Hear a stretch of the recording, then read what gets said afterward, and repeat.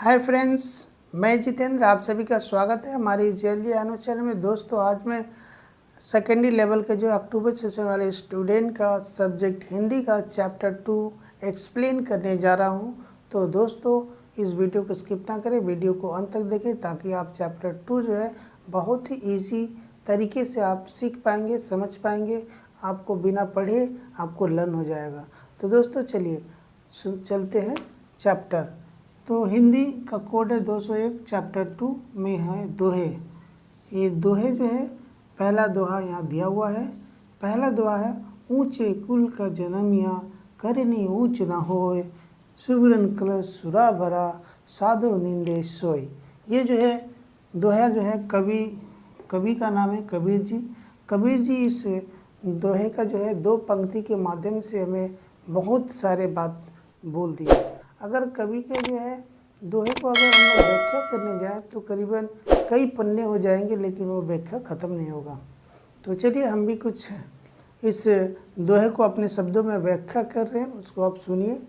तो यहाँ पर जो है कबीर जी ये कहना चाहते हैं कि ऊँचे कुल के जन्मिया करनी ऊँच न होए, सुबरन कलश सुरा भरा साधु निंदे सोई। यानी कहने का मतलब यह है कि कोई भी व्यक्ति अगर अच्छे ख़ानदान में या अच्छे पैसे वाले या ऊंचे घराने में जन्म लेता है, भले ही अगर उसका कर्म, उसका आचरण, उसका बोलने की चाल, एक दूसरे का मेल अगर अच्छा ना हो, तो वह व्यक्ति जो प्रशंसा का काबिल नहीं होगा, बल्कि उसको निंदा का पात्र कहलाएगा।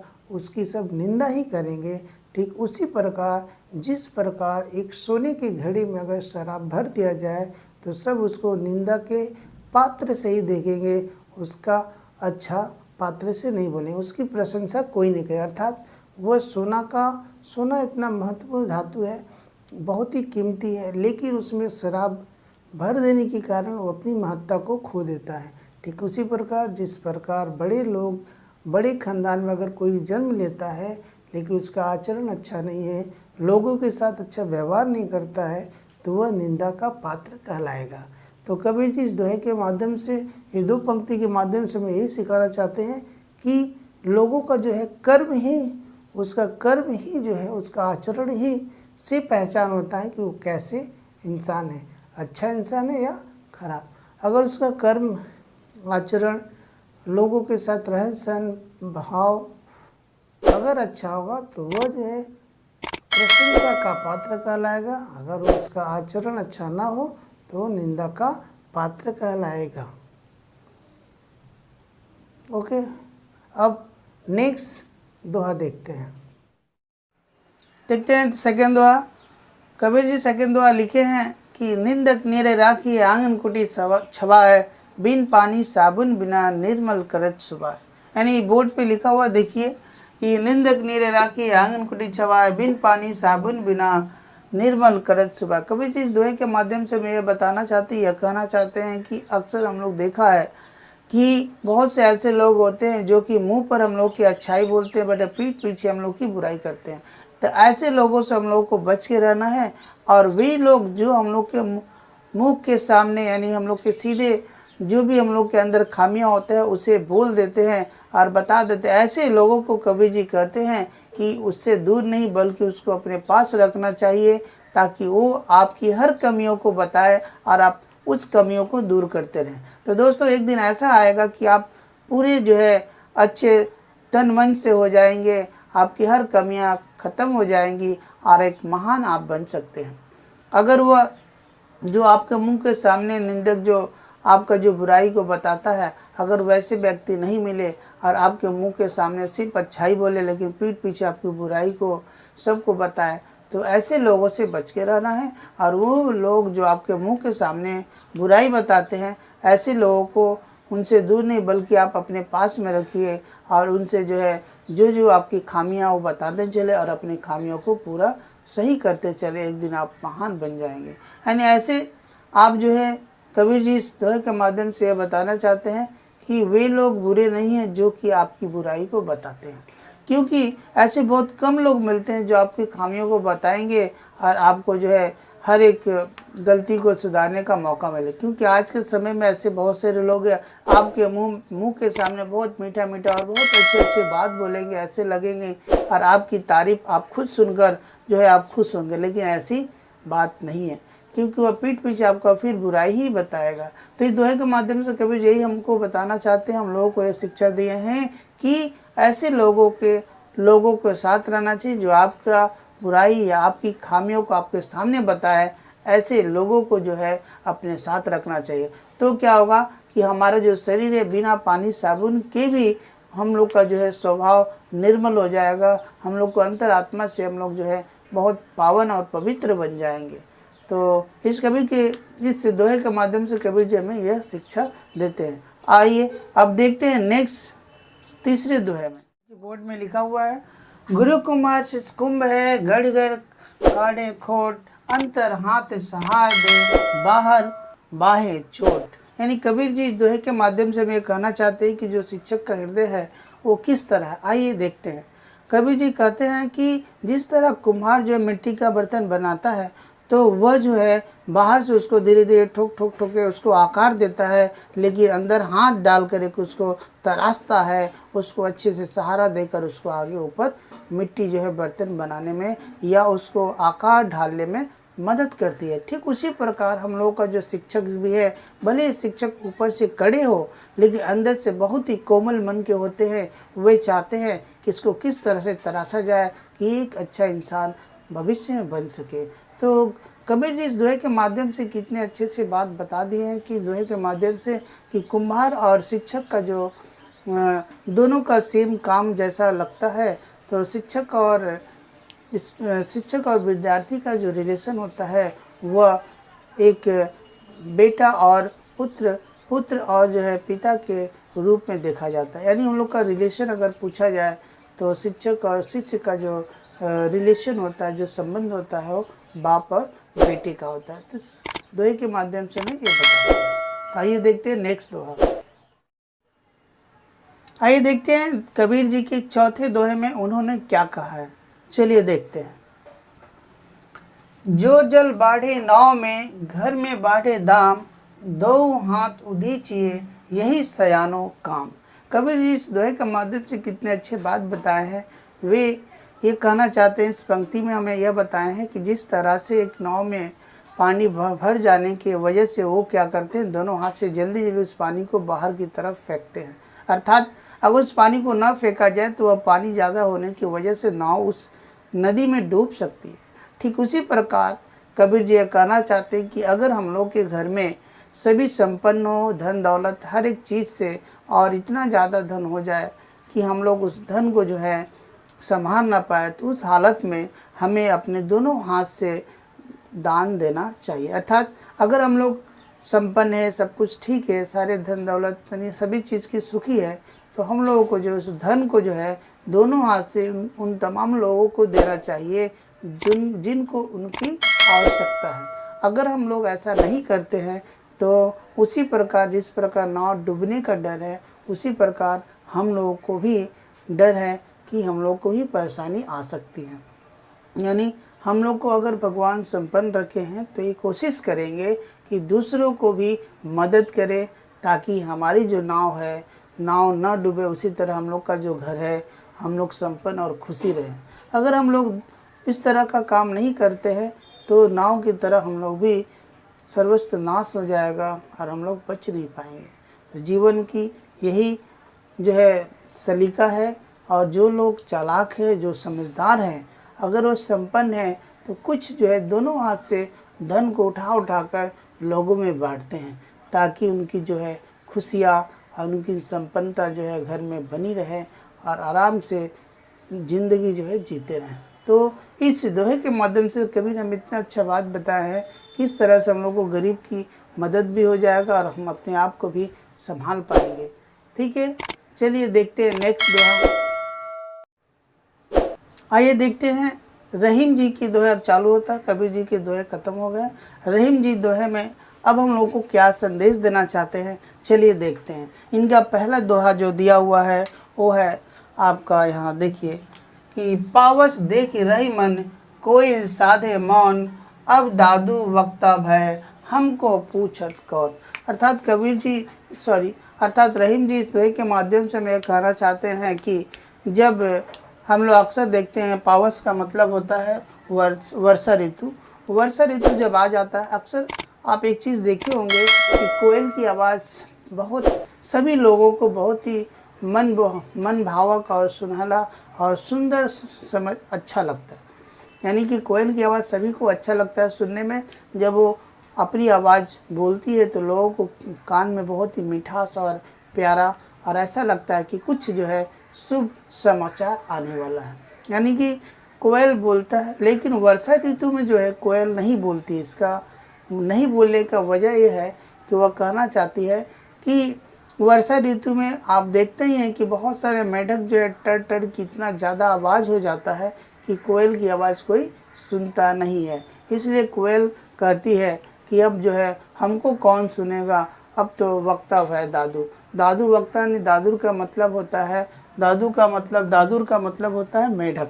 यानी मेढक जब बोलने लगती है तो कोयल जो है चुप हो जाती है। अर्थात कहने का मतलब यह है कि संसार में जब मूर्खों का भाषण होने लगता है, जब मूर्ख आपस में मिल के बात करने लगते हैं तो समझदार जो व्यक्ति होते हैं उनके बातों को वहाँ पर नहीं पेश किया जाता था, उनको बातों को वेट नहीं दिया जाता है, उनके बात को चाप दिया जाता है और मूर्खों की बात को जो है बढ़ा चढ़ा के बोला जाता है।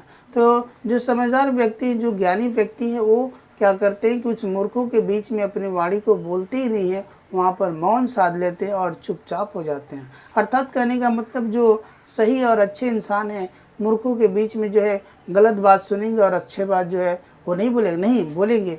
लेकिन जो समझदार व्यक्ति वक्त पाते ही, समय पाते ही, मौके पर वो अपने बातों को रखेंगे। क्योंकि जब मूर्खों की बात होगा उसमें अपने बात अगर बोलेंगे तो उस मूर्खों के बीच में उनकी बातों को कोई वैल्यू यानी कोई उनका जो है बातों को नहीं मानेगा। इसलिए समझदार व्यक्ति वही होता है जो अगर मूर्ख मंच में आ जाते हैं तो समझदार व्यक्ति अपने मौन साध लेते हैं और कुछ नहीं बोलते। यानी कहने का मतलब संसार रूपी या जीवन में ऐसा ही चल रहा है कि लोग जो है बहुत ही कम ज्ञान है लेकिन बहुत ही हाँकने लगते हैं, बहुत बड़ा चढ़ा के बात बोलने लगते हैं।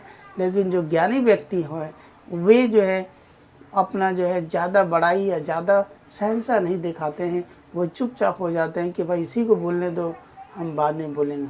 और अवसर पाते ही जो व्यक्ति समझदार है अपनी वाणी को खोलता है और उस वक्त जो है सभी लोग सुनते हैं और अमल भी करते हैं। तो रहीम जी दोहे के माध्यम से मैं ही बताया कि अच्छे व्यक्ति जो है हर वक्त और हर जगह नहीं बोलते हैं। समझदारी अपनी बातों को तौलकर ऐसी जगह पे बोलता है जहाँ पर 100 लोग उनकी बातों को अमल करें और समझ पाए। ठीक है, आइए देखते हैं रहीम जी की नेक्स्ट दोहा। आइए रहीम जी के सेकंड दोहे को देखते हैं कि सेकंड दोहे में रहीम जी क्या बोले हैं। आइए देखते हैं। खैर खून खासी खुशी वैर प्रीत मदपान, रही मन दाबे ना दबे जानत सकल जान। रहीम जी इस दोहे के माध्यम से बताएं कि ऐसे 7 चीज़ें जो दुनिया या संसार में उसको छिपाने से छिप नहीं सकता, चाहे जितना भी कोशिश कर ले वो सामने आ ही जाता है। यानी कि उन 7 चीज़ों को जो है आइए मैं बताता हूँ वो 7 चीज़ क्या क्या है।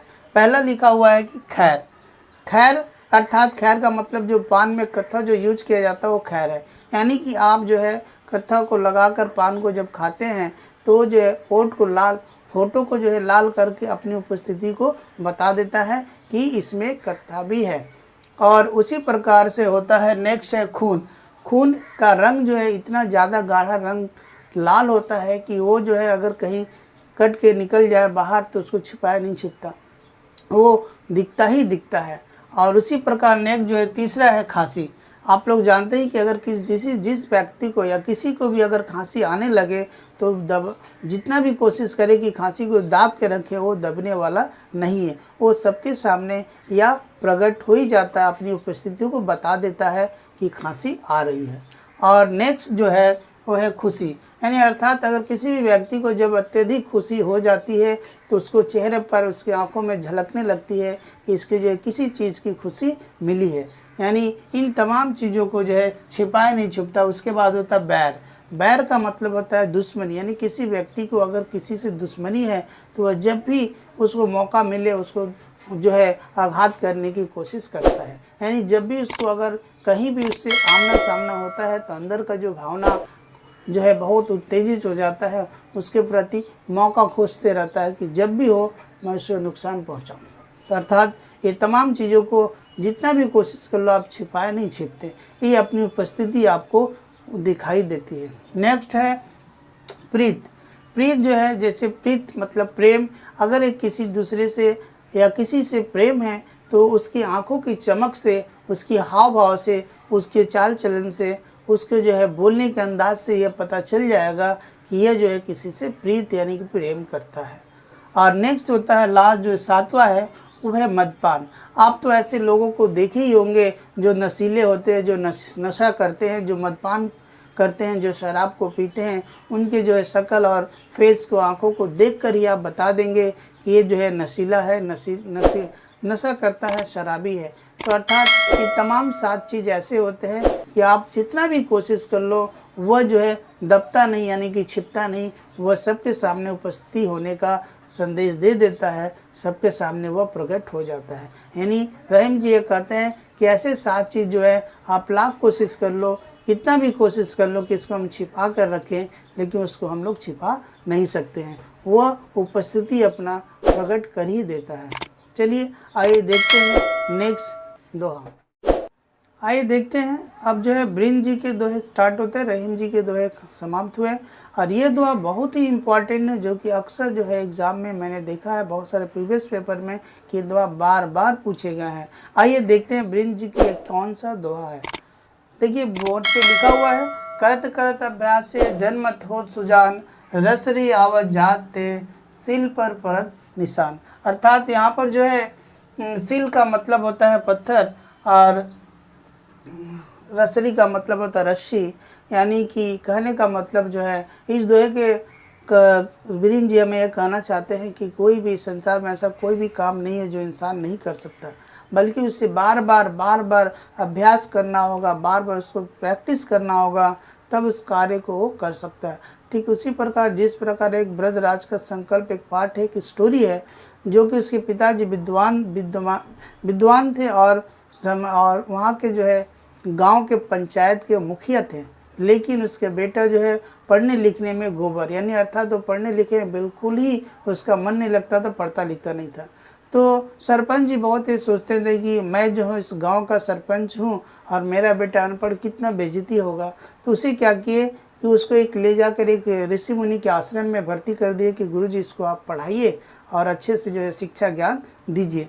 तो वह जो है वहाँ भी जाके भर्ती हो गया और गुरुजी भी जो है वहाँ पर उस भरतराज को पढ़ाने की बहुत कोशिश किए, बहुत प्रयास किए, बहुत प्रयत्न किए कि इसको कैसे भी पढ़ाया जाए। लेकिन बहुत साल गुजर गया, 1-2 साल गुजरने के बाद गुरुजी समझ गए कि यह लड़का जो है पढ़ नहीं पाएगा। इसलिए एक दिन आए और बोले, भरतराज तुम एक काम करो, तुम अपने घर चले जाओ, क्योंकि अब तुम पढ़ नहीं पाओगे, घर जाकर अपना खेती गृहस्थी और घर का कामकाज देखो। ब्रजराज को यह बात सुनकर उनके जो है दिल में जो है एक सुई की तरह चुभ गई कि अरे हम घर जाके क्या बोलेंगे कि गुरुजी हमको भगा दिए, क्या कहेंगे। ये जो है रात भर सोचते रह गए। गुरुजी सुबह होते ही उसे जो है बोले कि लो या सत्तू, रास्ते में अगर भूख या प्यास लगे तो पानी पी के सत्तू खा लेना और घर जाए। बेचारा ब्रजराज जो है सत्तू लेकर आगे बढ़ते गया और रास्ते में बस एक ही बात सोच रहा था कि हम घर जाके क्या बोलेंगे कि गुरुजी मुझे भगा दिए। और जाते वक्त जो बहुत सारे उनके जो मित्र थे वरदराज के हंस रहे थे कि देखो मूर्ख जा रहा है, ये पढ़ नहीं पाएगा कभी जीवन में। और ये बात सुनकर फिर वो आगे की तरफ बढ़े। रास्ते में जब पहुँचे तो उन्हें जो है प्यास लगा। तो देखिए पास में एक कुआं था, औरतें वहाँ से पानी निकाल रही थी, तो वहाँ जाके बैठे और वो अपना जो है सत्तू निकाले, छाने और खाए और पानी पिए। तो अचानक उनके जो है दृष्टि एक बहुत ही आकाशमानिक जो है घटना पर देखा गया। एक चिन्ह को देखे, अर्थात जहाँ औरतें जो जिस कुएं से पानी निकालती है उस बगल में जो घड़ा रखती थी, जो बाल्टी रखती थी, वहाँ पर जो है बाल्टी के आकार का पत्थर कटा हुआ था और जो रस्सी से पानी निकाला जाता था कुआं का जो गोल होता है वहाँ पर वो पत्थर कटा हुआ था। तो सोचिए कि अरे ये पत्थर जो है, पत्थर रस्सी से कट गया, यानी रस्सी जो एक मामूली जो रस्सी है उस पत्थर को काट दिया। तो मैं क्यों नहीं पढ़ सकता। वहीं पर उनका आकाशवाणी हुआ और उनका माइंड जो है, उनका दिमाग विकसित हो गया और खुल गया और बोले कि जब ये रस्सी जो है इस पत्थर को काट सकता है तो मैं क्यों नहीं पढ़ सकता। और वो वहीं से फिर वापस आश्रम में चले गए, घर नहीं गए। आश्रम में जब पहुँचे तो सभी बच्चे फिर हंसने लगे, देखो मूर्ख आ गया। तो तुरंत गुरुजी आए, बोले बेटा क्या हुआ। तो बोले भरद्वाज बस एक ही बात बोले कि गुरुजी मैं अब पढ़ूंगा। उनके पहले और अभी में जो है बातों में बहुत फ़र्क था, हाव भाव हर एक चीज़ में चेंजिंग था। तब गुरुजी बोले ठीक है बेटा जाओ। और वो जाते ही उसके बाद सुबह होते ही प्रतिदिन जो है सुबह 4 बजे भोर में उठकर पढ़ना स्टार्ट, सारा दिन पढ़ने लगा। और वही लड़का जो है आने वाले दिन में एक बहुत बड़ा विद्वान कवि यानी कि कालिदास के नाम से वह जो है विख्यात हो गया। तो कहने का मतलब है जीवन में कोई भी ऐसा कार्य नहीं है जो कि इंसान या मनुष्य नहीं कर सकता है, बस कि लगन सच्चा होना चाहिए, मन से कोशिश करना होगा, मेहनत करना होगा, तो उस कार्य को ज़रूर सफलता मिल सकती है। आइए देखते हैं ब्रिंज जी की नेक्स्ट दुआ। आइए देखते हैं ब्रिंज जी की आखिरी और इस चैप्टर 2 का आखिरी दोहा में ब्रिंज जी हमें क्या कहे हैं। आइए देखते हैं।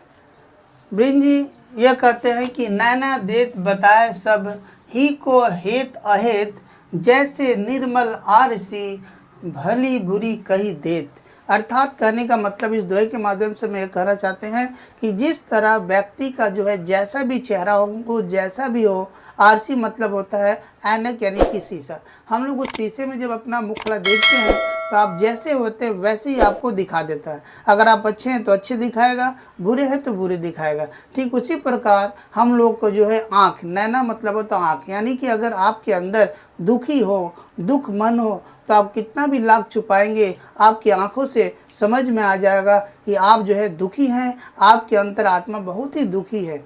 इसलिए यह नैना जो है ठीक आरसी की तरह है, जिस तरह से अच्छे हैं या बुरे आपको दिखा देता है, उसी प्रकार नैना भी लाख छुपाने से भी नहीं छुपता कि आपके अंदर अगर दुखी है तो पता चल जाएगा, अगर आप खुश हैं तो भी आपकी आंखों की चमक से पता चल जाएगा।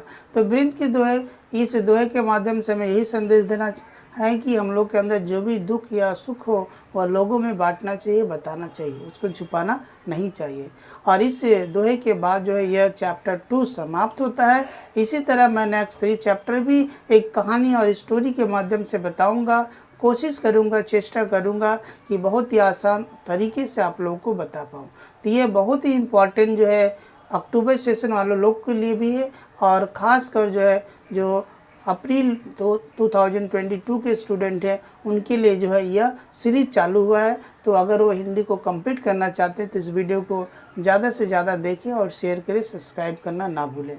हम हर एक चैप्टर वाइज जो है इस पूरे हिंदी को बता दूंगा। साथ ही साथ जो अक्टूबर सेशन वाले को जो है उनको जो है हिंदी का पूरा जो है करीबन 10 साल का प्रीवियस पेपर से मैं और चैप्टरों से जो है क्रीम क्वेश्चन निकाल कर रेडी कर रहा हूँ।